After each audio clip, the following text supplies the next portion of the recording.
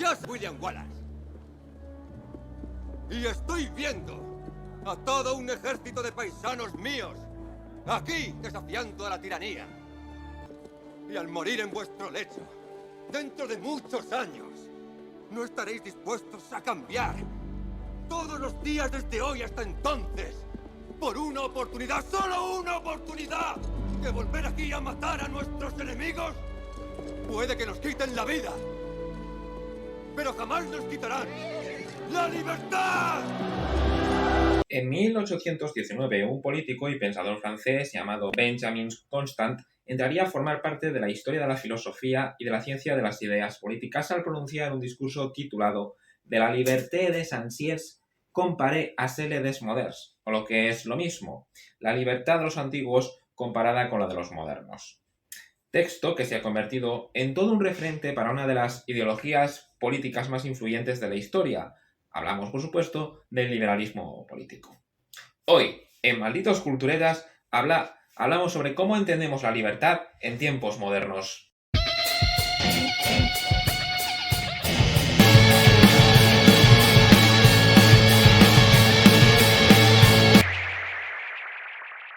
Imitado, criticado, pero nunca superado, el texto de este discurso ofrece una muy particular visión de la pieza angular que sustenta todo el edificio teórico de la ideología liberal, la conocida como libertad de, más tarde rebautizada por Isaiah Berlin como libertad negativa.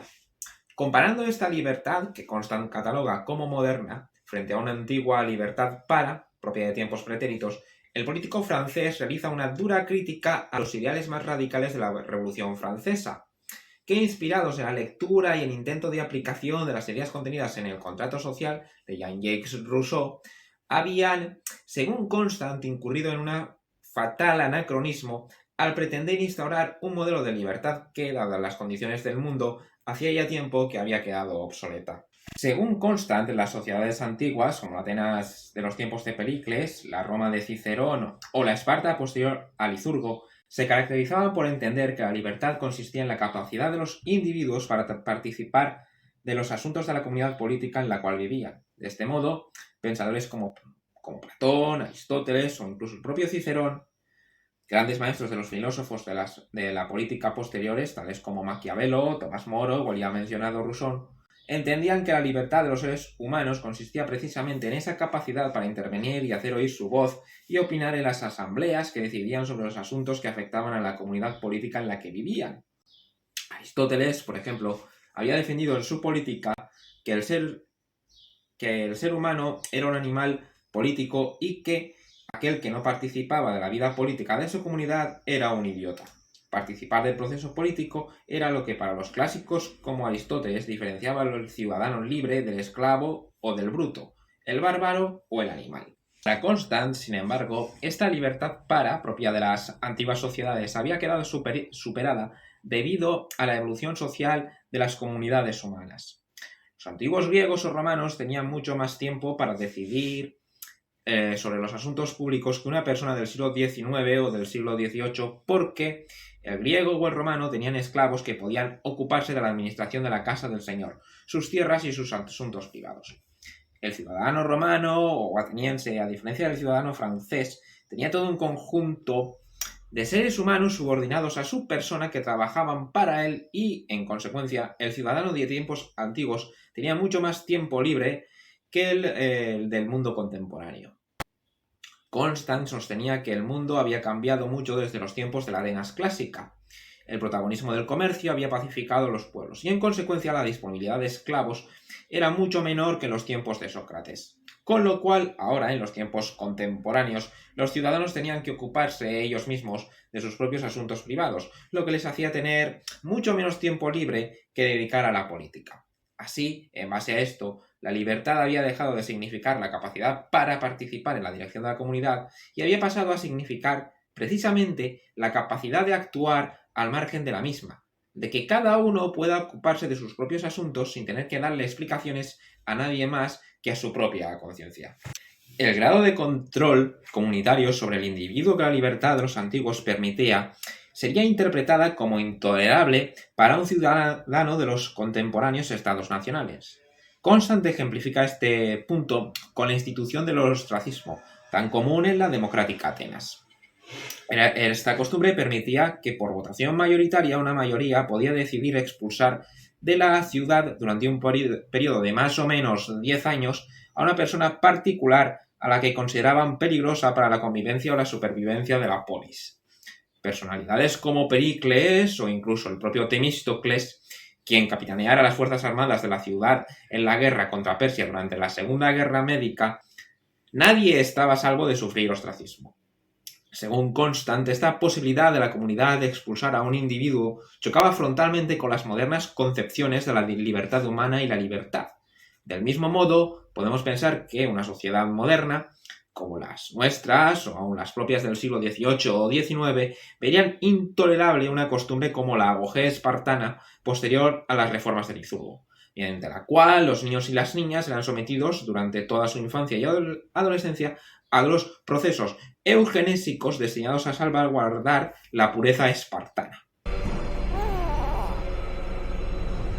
Cuando el niño nació, como todo espartano, fue examinado. Si hubiese nacido pequeño o raquítico, enfermizo o deforme, habría sido descartado.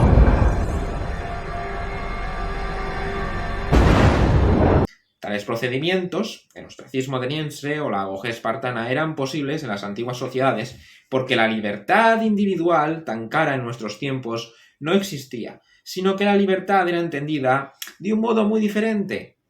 Esta diferencia era sobre la que Constant quería llamar la atención en su famoso discurso.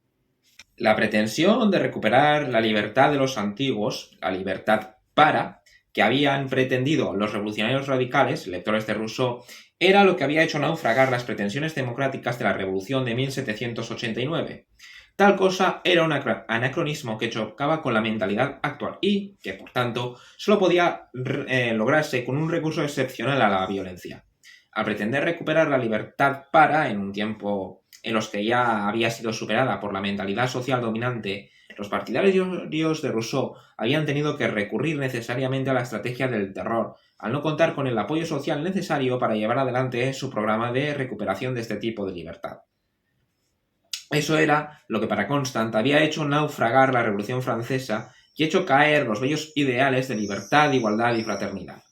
No se podía, por tanto, sacrificar la libertad propia de los modernos, para recuperar una anacrónica y, por tanto, irrealizable libertad para, en los tiempos posteriores a la adopción del cristianismo, la caída de Constantinopla o la publicación de los textos de Immanuel Kant con el moderno concepto de dignidad humana. A pesar de todo esto, para Constant no convenía descuidar los aspectos participativos que contenía la libertad de los antiguos.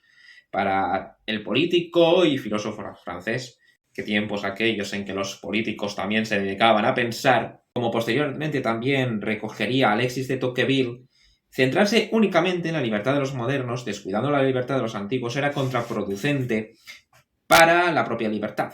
En otras palabras, ocuparse los ciudadanos en demasía de su vida privada sin prestar atención a los asuntos políticos, dejando que fueran los supuestos políticos profesionales, aun democráticamente elegidos, los que decidieran sobre los asuntos de la comunidad sin ningún tipo de supervisión por parte del electorado, era un camino pavimentado de oro para la consecución de un nuevo tipo de despotismo, una dictadura. Centrados únicamente en nuestra vida privada y nuestros propios negocios, dejando de lado nuestras responsabilidades de supervisión de los políticos, nos acabaría por llevar a perder nuestra tan preciada libertad negativa.